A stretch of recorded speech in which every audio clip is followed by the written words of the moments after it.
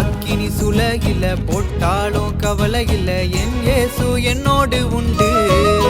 நெருப்ப படைச்ச இயேசு என்னோடு உண்டு. அக்கினி ஜுவாலையில போட்டாலும் வேகவில்லை, 3 பேரு தனியா இல்ல. அப்போ நாலாவதா யாரு அங்க